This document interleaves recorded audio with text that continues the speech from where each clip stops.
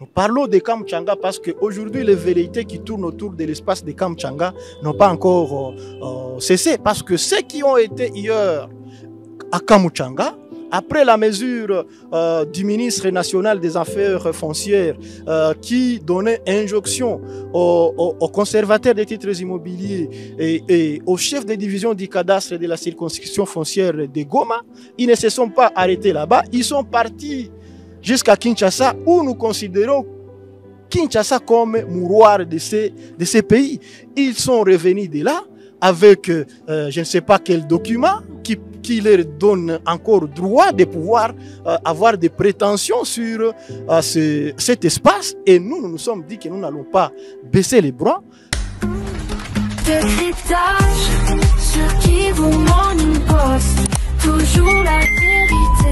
Les spoliataires des espaces de l'État congolais ou des particuliers n'ont pas peur, en tout cas jusque-là, de la justice congolaise, malgré les efforts et les initiatives prises par les autorités de la République démocratique du Congo. Des espaces continuent à être spoliés. L'insécurité reste toujours à la une des questions à traiter en commune de Goma. Également, nous allons parler de la grande problématique pour les populations de la province du Nord Kivu, surtout de la ville de Goma, la problématique de l'eau. Et aujourd'hui, nous recevons dans cette émission le président des jeunes en commune de Goma, qui est avec nous dans cette émission. Jules Ngeleza, bonjour et surtout bienvenue. Bonjour, Monsieur Blaise, bonjour à tous ceux qui sont en train de suivre Kivu Morning Post en ce net moment. Bonjour également à toutes les populations qui se trouvent être disséminées à travers les pays et partout dans le monde. Je dis bien les populations congolaises.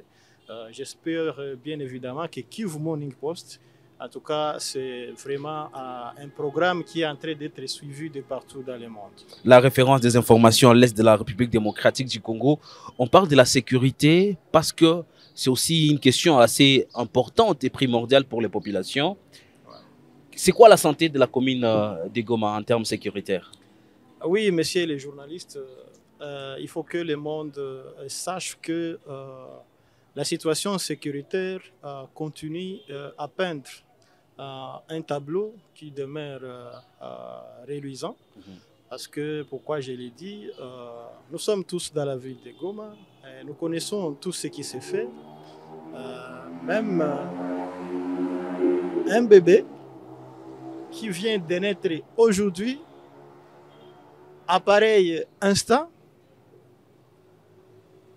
aussitôt qu'il vient du ventre de sa maman, il peut nous parler de la situation sécuritaire de la ville de Goma.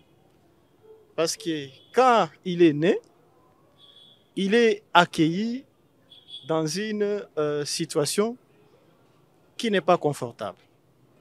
Parce que les jours comme la nuit, il y a des faits qui se passent et qui décrivent ou qui démontrent à combien la situation dans la ville, de manière générale, n'est pas du tout bonne. Bien que quelque part, les jours du festival, nous avons entendu les autorités qui, d'une part, ont justifié le fait que les festivals ne pouvaient pas être organisés par le fait que, bien entendu, la situation n'était pas maîtrisable.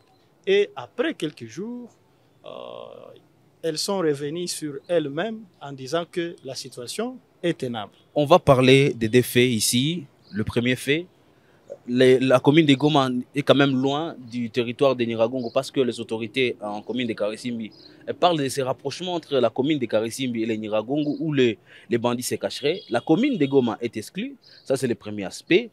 Qu'est-ce qui favorise l'insécurité en commune de Goma?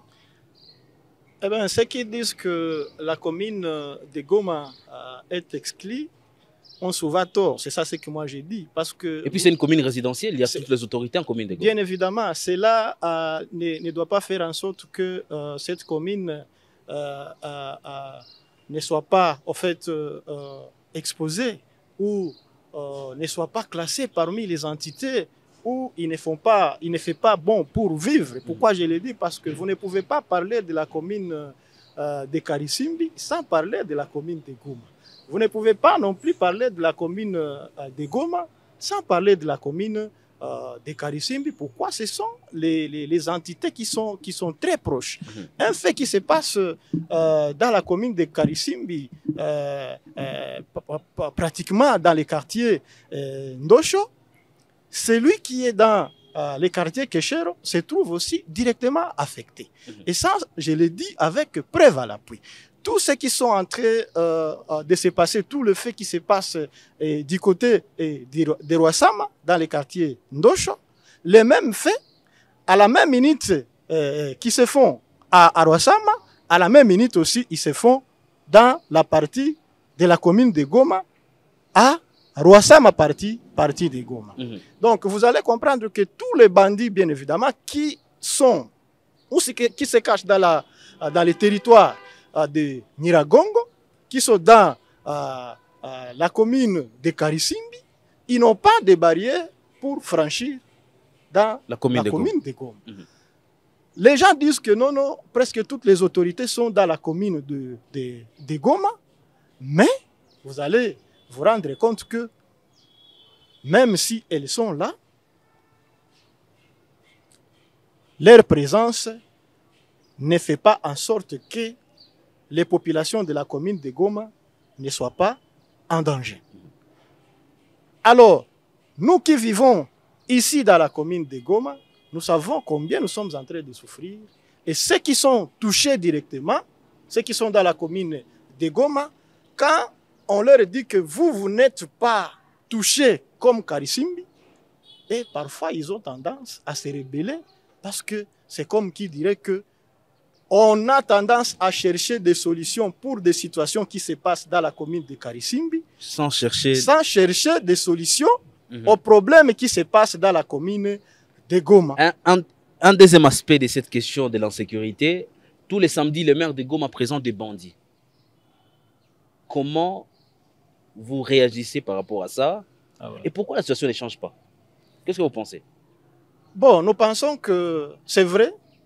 Ce sont des efforts qui sont en train d'être déployés par les autorités pour mettre la main sur le présumé bandit, parce que jusque-là, nous les appelons des présumés bandits, parce qu'il n'y a pas, en tout cas, les derniers jugements qui peuvent nous envoyer ou nous renvoyer dans cette optique-là de pouvoir les qualifier étant des bandits. Ce sont des présumés qui sont en train d'être présentés par le maire de la ville à la face publique ou à la place publique devant les médias nationaux. Mais pourquoi aujourd'hui la situation n'est pas... internationaux. Mais pourquoi la situation ne change? C'est parce que, évidemment, aujourd'hui dans la communauté, on attrape le bandit, demain on les présente devant les médias, et après on nous dit qu'ils sont incarcérés, et après... Le surlendemain, ils sont libérés. Ils sont libérés.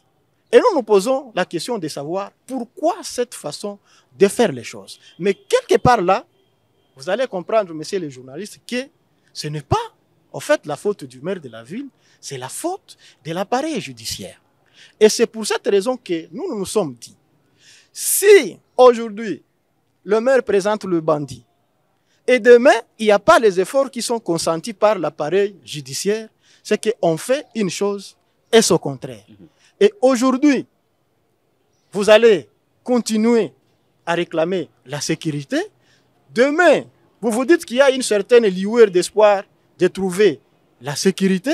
Et sur le lendemain, la situation revient la même. Donc, nous avons dit que cette situation, s'il n'y a pas, en tout cas, d'effort, s'il n'y a pas d'effort consenti entre les autorités, l'appareil administratif et l'appareil politique, ainsi que l'appareil judiciaire, donc nous allons continuer à parler de l'insécurité au niveau de la ville de Goma, étant donné que le fait de présenter les bandits chaque fin de la semaine ne suffit pas. On parle de cette question de l'appareil judiciaire exactement. Le bien de la population, le bien de l'État continue à être spolié. On parle de quelle situation exactement? Quel espace de l'État est sous menace? Constant Moutambe est en train de faire tous sont possibles, mais à Goma, on ne sent rien. Aujourd'hui, quels sont les espaces qui sont sous menace de spoliation? Les espaces sont nombreux, tels que vous le dites. Et ce n'est pas aujourd'hui que nous avions dénoncé cette manière de faire les choses ou cette façon de voir les choses. C'est depuis très longtemps que nous sommes en train de dénoncer la spoliation de certains biens immobiliers de l'État, mais aussi le bien des particuliers, parce que ce sont des Congolais. Et quand ils se donnent à avoir quelques biens, et après demain, vous attendez que non, le bien a été spolié. En tout cas, ça fait très mal. Pour les cas qui nous frappent beaucoup plus, ce sont les espaces d'utilité publique. Les espaces qui sont censés être protégés par tout le monde. Pourquoi? Parce qu'ils couvrent le caractère qui est public. Mais aujourd'hui, dans la ville de Goma, nous avons décrié récemment la spoliation de l'espace ou des espaces qui se trouvent sous le pied d'Imoguma, les terrains au cercle sportif, il y a l'espace sur lequel se trouve le bureau du conseil provincial de la jeunesse, il y a également les espaces où se trouvent les ouvrages de la régie des eaux, mais aussi un autre espace où se trouve le bureau de la police militaire. C'est un espace qui a été réservé aux forces armées qui ont été spoliées. Aujourd'hui spoliées. Par une prétendue famille Mobutu, une prétendue succession de la famille Mobutu, appuyée par certaines personnes ici, dans la ville de Goma, et de surcroît, certaines autorités du domaine foncier. C'est pour cette raison que vous avez vu d'ailleurs, et nous avons félicité ce courage du gouverneur des provinces, parce que aussitôt alerté, il est parti au Mogoma pour s'imprégner de la réalité des faits tels qu'ils étaient décrits par les structures des jeunes et toute la société civile dans son ensemble. Et il est arrivé là-bas, il a constaté évidemment que les espaces étaient spoliés et d'autres étaient en voie d'être spoliés. Si les gouverneurs étaient déjà impliqués, pourquoi on parle de cette question aujourd'hui? Mais c'est parce qu'elle continue.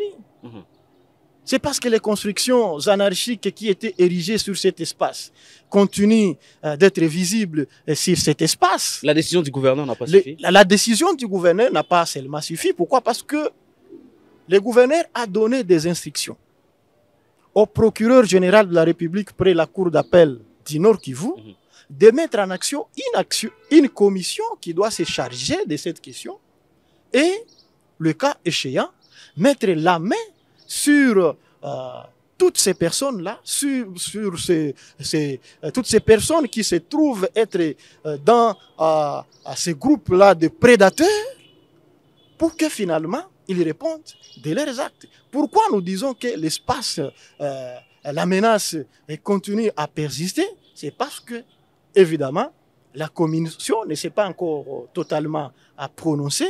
La commission n'a pas encore présenté sur la place publique son rapport qui démontre à combien X ou Y aurait des mains noires dans ces dossiers. Président, on va finir cette émission. Mais quel plaidoyer il faut faire à ce niveau? Moi, je pense que nous continuons à exercer la main. Nous continuons toujours à dénoncer et à demander à cette commission de ne pas seulement s'arrêter là.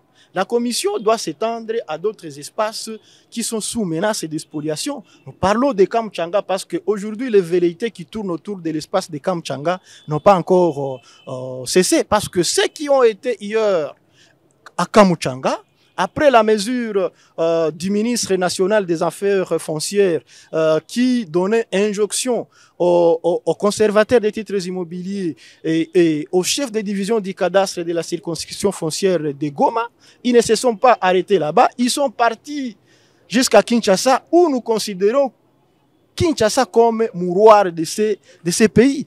Ils sont revenus de là avec je ne sais pas quel document qui leur donne encore droit de pouvoir avoir des prétentions sur cet espace. Et nous nous sommes dit que nous n'allons pas baisser les bras parce que nous connaissons que c'est un espace appartenant à la population.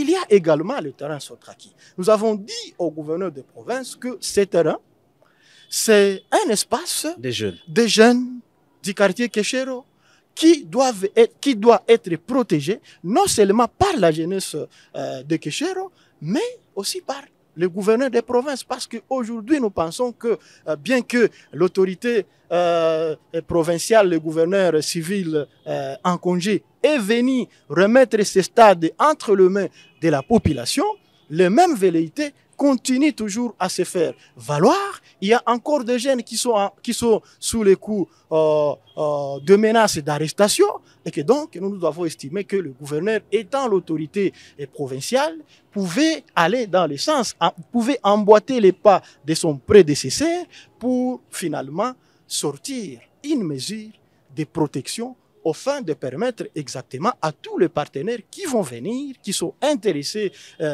dans ces secteurs-là, à pouvoir construire ces terrains-là.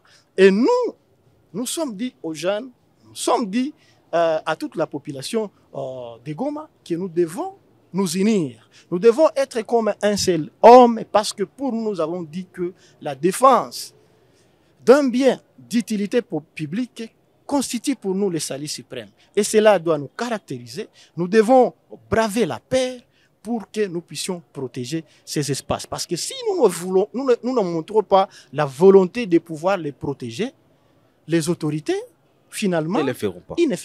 Merci beaucoup, Jules Ngeleza, d'avoir été avec nous dans cette émission Décryptage. On espère, on revient avec le deuxième numéro de cette émission pour parler de la problématique de l'eau. Merci, Jules Ngeleza. Merci, M. Blaise. Mesdames, Messieurs, fin de cette émission sur la situation en commune de Goma. Beaucoup de problèmes à résoudre, en tout cas. La question de la sécurité. Constant Moutamba, s'il pouvait descendre à Goma pour voir comment les espaces de l'État sont en train d'être spoliés, ça va soulager plus d'un Congolais vivant à l'est de la République démocratique du Congo. Merci d'avoir été avec nous et portez-vous bien.